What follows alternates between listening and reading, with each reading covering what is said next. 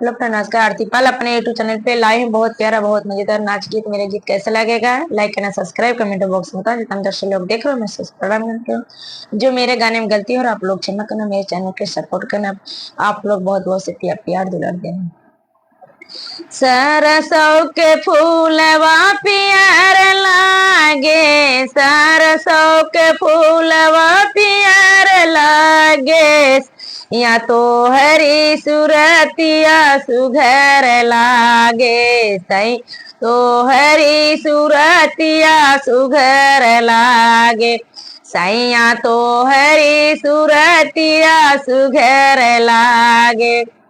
ससुरु के बोलिया प्यारा लगे, सैया ससुरु के बोलिया ते प्यारा लगे। सैया सासू की बोलिया जहर लगे, सैया सासू के बोलिया जहर लागे।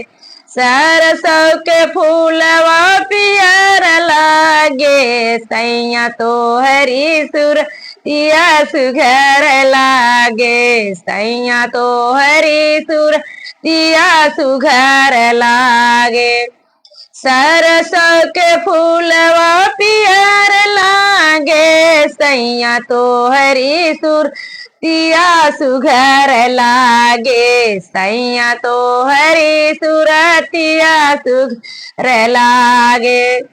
जेठनी की बोली सही, जेठऊ के बोली सैया प्यारा लगे, जेठऊ के बोली सैया प्यारा लगे। जेठनी के बोली जहर लागे, सैया जेठनी के बोली जहर लागे।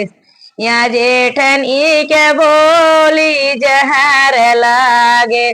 सरसों के फूलवा पियर लागे, सैया हरी सुरतिया सुघर लागे। सैया तो हरी सुरतिया सुघर लागे।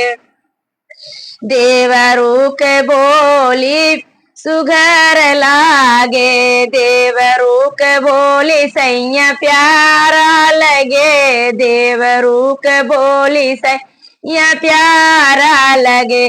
देवरानिया का बोली जहर लागे, सैया रानिया का बोली जहर लागे। सैया रानिया के बोली जहर लागे। रसों के फूलवा पियर लागे, सैया तो हरी सुरतिया सुघर लागे। सैया तो हरी सुरतिया सुघर लागे। या तो हरी सुरतिया सुघर लागे। या तो हरी सुरतिया सुघर लागे। इतना दर्शक लोग देख रहे हो, मैं सिर्फ प्रणाम करूँ।